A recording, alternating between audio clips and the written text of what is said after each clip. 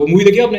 तेरे नाम, तेरे नाम, वही गाना। उसी में क्या होता है, वो सलमान खान जाके उसको लड़की को किडनैप कर लेता है और थोड़े बाद लड़की जो है कुछ टाइम बाद उसके प्यार में पड़ जाती है। रियल लाइफ में रेयर होता है, लेकिन ऐसा यूँ मत मानना कि ऐसा ही होगा, है ना? अगर तुम ज़्यादा ही आशिकी जो रे पड़े हैं ना, बस खराब हो गए, इनसे दूर ही रहो। तो अभी एक और वीडियो मैंने देखा है, उसमें एनालाइज़ मैं करता हूँ, और ये नहीं है कि मैं क्रिटिसाइज़ करता हूँ। मैं बस, मुझे लगता है कि एक बेहतर आंसर हो सकता है उस चीज़ का, क्योंकि एपी जो है अपने आचार्य प्रशांत जी, वो फिलोसफिकल ज़्यादा बन जाते हैं, और फिलोसफी में कोई सॉल्यूशन होता नहीं है। बस एक, ठीक है, थोड़ी बहुत अंडरस्टैंडिंग मिल जाती है, लेकिन वो एक कुछ रास्ता नहीं दिखाता। वो तो बस एक एनालाइज़ करने का और नेगेट करने का है। चलो, फिर भी फिलोसफी से साइकोलॉजी निकली है, तो साइकोलॉजी मेरा एक वो है, बेनिफिट है, मेरा एक ग्राउंड है, जिस पे मैं बेहतर आंसर देने की कोशिश करता हूँ। क्योंकि सबका एक्सपीरियंस अलग होता है, क्योंकि मैंने लाइफ में जो एक्सपीरियंस किया है और जो सॉल्यूशन मैंने देखा है, उसको मैं शेयर करता हूँ। तो ये मत मानना कि मैं क्रिटिसाइज़ कर रहा हूँ। अभी चलते हैं उनके सवाल जवाब पे। एक लेडी ने कुछ पूछा था उनसे, और क्वेश्चन ये था कि जो भी मैंने पास्ट चॉइसेस बनाए लाइफ में, कभी वो एक्सीडेंटल हो गए थे, अनकॉन्शियस थे, बिना सोचे समझे, और सोसाइटी द्वारा प्रेशराइज थे। अब वो जाग चुकी है, शायद आचार्य प्रशांत जी को सुन के, तो अब वो पुराने चॉइसेस को रिक्लेम करना चाहती है, उसको कॉन्शियस बनाना चाहती है, कुछ बदलाव लाना चाहती है रिलेशनशिप में, प्रोफेशनल लाइफ में, ये सब में। तो अब आचार्य प्रशांत का रिप्लाई जो होता है, वो बेसिकली कहता है कि पर्पस ऑफ लाइफ, क्या पर्पस है तुम्हारा? वैसे तो इनहेरेंटली पर्पस होता नहीं है, तुम डिफाइन कर सकते हो, तुम्हारे तुम्हारे ऊपर है, ऐसा कोई नहीं है सबके लिए पर्पस सेम है। तो वो कह रहे अनबर्डन योरसेल्फ। ठीक है, बात सही है, लेकिन अनबर्डन क्या? अनबर्डन में अगर तुम्हारी लाइफ में रिस्पॉन्सिबिलिटी है, टेंशन है और थोड़ा वर्कलोड ज़्यादा है, तो उसको कैसे बर्डन करोगे? कि वो तुम्हारी रिस्पॉन्सिबिलिटी, तुम्हें करना पड़ेगा, चाहे उससे भाग नहीं सकते। हाँ, लेकिन जो इमोशनल बैगेज है, जैसे फियर है, गिल्ट है, पेन है, ग्रीफ है, ये आपको जरूर हटाना पड़ेगा, ये अनबर्डन करना पड़ेगा। तो बात तो उनकी ठीक थी, लेकिन उन्होंने ये नहीं बताया कि क्या अनबर्डन करना है। तो अभी पूछते कि अगर तुम्हारे पास में कुछ रहा है, तो उससे जानो कि क्या बेनिफिट है तुम्हें। चलो, बेनिफिट नहीं होता, कुछ चीज़ें तुमने चॉइस बनाई है, उस चॉइस से कुछ गलत परिणाम निकले हैं, कुछ तुम डिसएडवांटेज में रहे हो, है ना, कुछ लॉस में रहे हो। तो अभी क्या है, अभी इंसान को रिस्पॉन्सिबल बनना पड़ता है, और वो डिसएडवांटेज को एडवांटेज में कन्वर्ट कर सकते हैं, ये पॉसिबल है। अब डिपेंड करता है कि भाई क्या प्रॉब्लम है, क्योंकि जिस लेडी ने क्वेश्चन पूछा था, उनका कोई क्लियर क्वेश्चन नहीं था। वो अपने, क्योंकि ये पर्सनल क्वेश्चन नहीं होता ना, कि अगर आदमी है, उसका सबका नेचर अलग होता है और समझ अलग होती है, तो वो कुछ बता सकता है कि हाँ मेरे साथ ये इशू है, थोड़ा डिटेल में बताता, तो सब रिलेट कर पाते हैं। लेकिन वो कभी ऐसा करते नहीं, पता नहीं क्यों। अभी फिर चलो ठीक है, पर्पस ऑफ लाइफ उन्होंने बोल दिया, अभी आगे क्या कहते हैं? फिर सवाल एक और पूछते हैं कि अगर कुछ बर्डन है, जैसे पहले कुछ चॉइस बनाए और वो अभी उसको कैरी कर रही हूँ, क्योंकि वो साथ चल रहा है जो भी है, तो फिर भी कंटिन्यू करना चाहिए, फिर अनबर्डन करके उसको छोड़ देना चाहिए।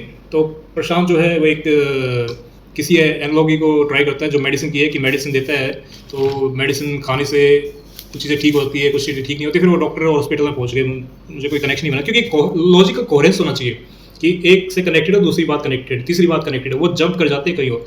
अभी इक्वलेंस जो उन्होंने बनाया है मेडिसिन से, वो थोड़ा अजीब था, लेकिन ठीक है। इस वीडियो के बीच में मैं ये कहना चाहूँगा कि मैंने 2 बुक्स लिखी है, जो मैंने अभी अमेज़न किंडल पे लॉन्च किया है। काफ़ी टाइम मैंने इस पे लगाया है, सोच समझ के हर एक चीज़ को। तो ये 2 किताबें हैं, पहला है बिटवीन डेथ एंड लाइफ। अभी काफ़ी लोग लाइफ और डेथ के बीच में ही सोचते हैं और जानते हैं, लेकिन ये नहीं जानते कि डेथ के बाद होता क्या है। तो डेथ और लाइफ के बीच की जो कहानी है, वो एक्चुअल में बताई हुई है लोगों के द्वारा। तो उसको कंपाइल करके मैंने एक तरह से एक किताब लिखी है, जिसमें क्वेश्चंस होते हैं और आंसर होते हैं, क्यू एंड ए के बराबर है, उस टाइप है। और तो उसमें आपके जो क्वेश्चंस होंगे, कहीं ना कहीं उसमें मिलेंगे, तो आपके जो लाइफ में जो भी इशू है, डेथ की जो फियर है, वो ख़त्म हो जाएगा, है ना। क्योंकि अल्टीमेटली माइंड क्या है, it's a fear of unknown. तो अननोन की बड़ी भाषा अगर चेंज कर दे, तो वो हेल्प कर सकता है। दूसरी बुक कौन सी है? दूसरी बुक है where is your soul.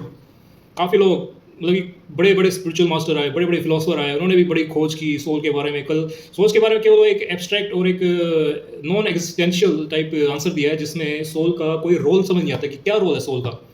Soul कोई बोल देगा वो डिस्टेंट है सबसे, लेकिन रोल क्या है? कुछ तो रोल होगा ना, एग्जिस्टेंस पे कुछ तो फर्क पड़ेगा, तभी तो हम कह सकते हैं कि सोल है।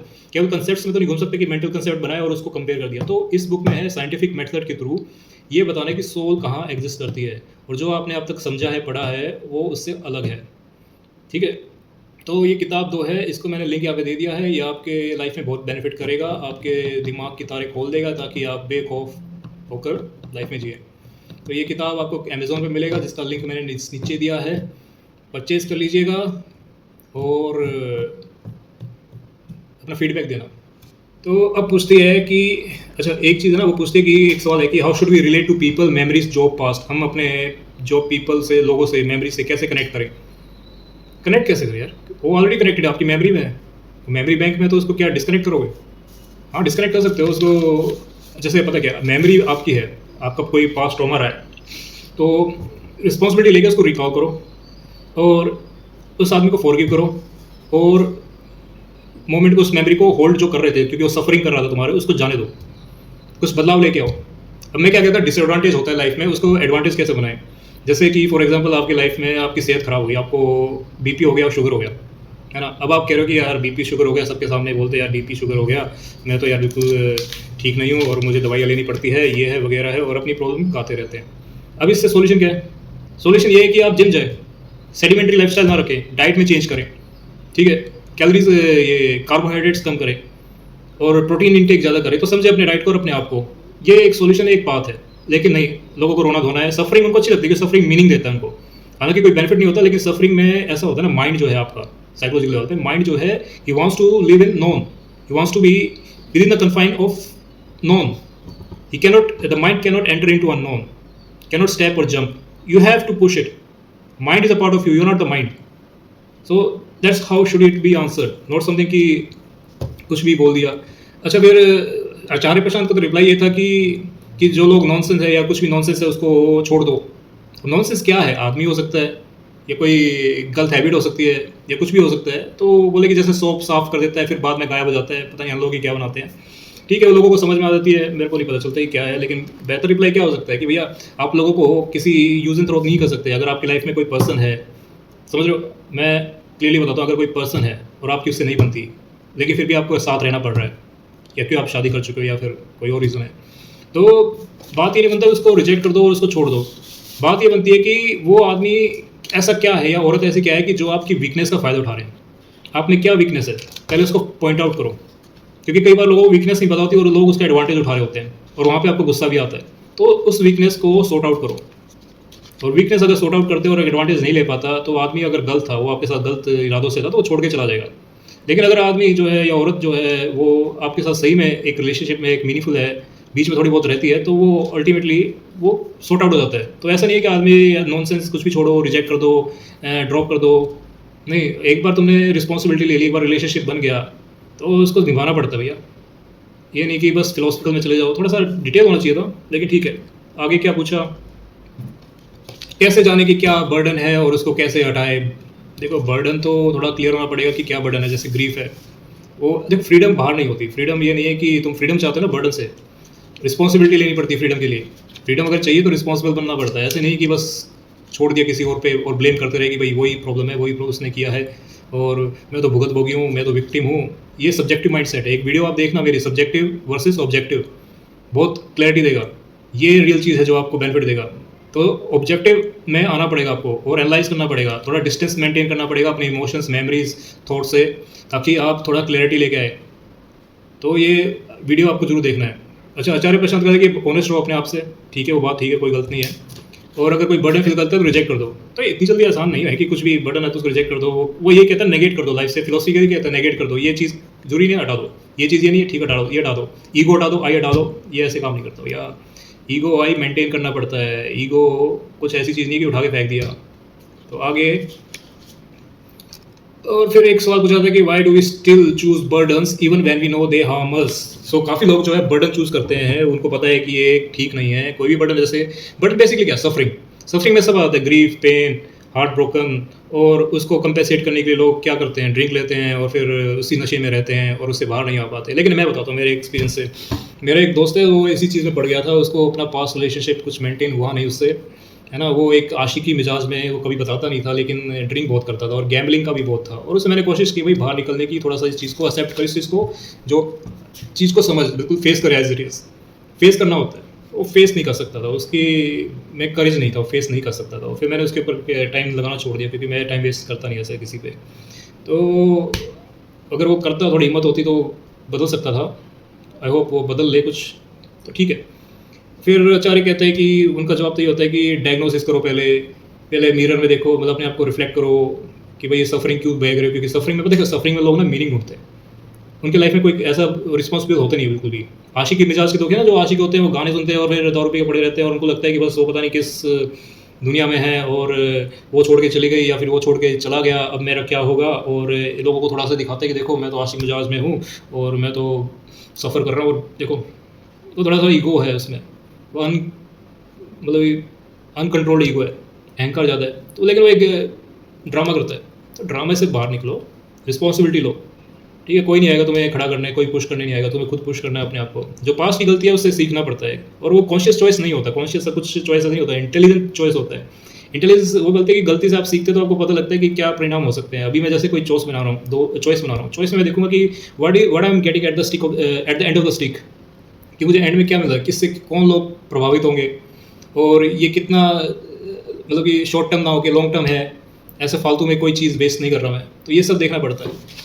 अभी फिर आगे चलते हैं, इतना ही था। और एक ने पूछा कि लोग क्यों नहीं रियलाइज़ करते वो सफ़र कर रहे हैं, क्यों नहीं रियलाइज़ करते हैं? क्योंकि वो आइडेंटिफाई करते हैं अपनी सफरिंग से, उनकी एक आइडेंटिटी बन जाती है। तुम एक टाइम किसी चीज़ में, हैबिट में ज़्यादा देर लग जाओ तो एक पार्ट ऑफ आइडेंटिटी बन जाता है। अब आपको आइडेंटिटी चेंज करना आता नहीं है, क्यों? क्योंकि उसके लिए थोड़ा स्टेप अप लेना पड़ता है, लेवल अप करना पड़ता है। लेकिन लोगों को बिल्कुल भी आइडिया नहीं है, उनका ईगो फ्लेक्सिबल नहीं है, ईगो मेंटेन नहीं करना आता। तो छोड़ना नहीं है कि बस छोड़े चलो, चार दीवारी में बस दो कॉन्सेप्ट बना के उसके बीच में झूल रहे हो। रियल एक्शन चाहिए लाइफ में, रियल एक्शन चाहिए, पर्पस चाहिए, मीनिंग चाहिए। ऐसा नहीं है कि बस बिना मीनिंग के खुशी ढूंढ रहे हो, खुशी में भी मीनिंग होनी चाहिए। फिर वो कहते हैं कि आचार्य प्रशांत को जवाब तो ये होता है कि लोग सफ़र इसलिए करते हैं या फिर उसके साथ इसलिए रियलाइज़ नहीं कर पाते क्योंकि वो अपने सराउंडिंग के, अपने पास्ट के वही बन जाते हैं। ठीक है, बात है कि पास्ट से ही वो अपनी आइडेंटिटी क्रिएट कर रहा है, वो नई आइडेंटिटी बना नहीं पा रहा। उसको अगर एक दो दिन बोल दो कि जिम चला जा, वो नशा नहीं छोड़ेगा, जिम नहीं जाएगा, नशा छोड़, मतलब नशा कभी नहीं छोड़ेगा वो एक दो दिन जाएगा फिर भाई साहब। तो ऐसे लोगों को क्या कर सकते हैं? लेकिन अगर नाइलिस्टिक पॉइंट ऑफ व्यू रखे आचार्य प्रशांत का, जिसमें वो कहते हैं कि नेगेट कर दो, सब कर दो और कोई पर्पस नहीं है, ये नहीं है, तो यार ये सॉल्यूशन नहीं है है ना। फिलोसफी बस सर खुजाने वाला काम है, पढ़ लो, वो माइंड को शार्पन कर देगा थोड़ा सा। और लेकिन philosophy is a mother of psychology and science both. तो फिलोसफी पढ़ लो बस, उससे ज़्यादा यूँ नहीं है कि किसी साथ बोलते रहो उसी से सॉल्यूशन निकालो, उससे सॉल्यूशन नहीं निकलता, साइकोलॉजी से समझ के निकलता है। और स्पिरिचुअलिटी में भी अगर थोड़ा जाते हो तो थोड़ा इमेजिनेशन में थोड़ा बढ़ाना पड़ता है, तो वो भी ठीक है। चलो अभी के लिए और क्या था, उन्होंने फिर कुछ टॉपिक डिस्कस किए। Stockholm syndrome, you know what is Stockholm syndrome? तो स्टॉकहोम एक कंट्री में एक जगह है, वहाँ पे एक बार किसी रोबर्स ने, कुछ मिलके रोबर्स ने बैंक में लूटपाट मचाई, वहाँ एंटर किया। एंटर करने के बाद उन्होंने किसी को बंदी बनाया, एक लड़की थी जो उसको बंदी बना के रख रहा था ताकि वो बार्गेन कर सके। फिर वो लड़की ने प्रोटेस्ट तो किया, लेकिन बाद में उस जो रोबर्स थे उसने अपनी कहानी सुनाई, कुछ दर्द भरी, कुछ ऐसी बात। तो धीरे धीरे उस जो बंदी औरत थी, वो जो किडनैप थी, उसने उसके साथ सहानुभूति रखना शुरू कर दिया।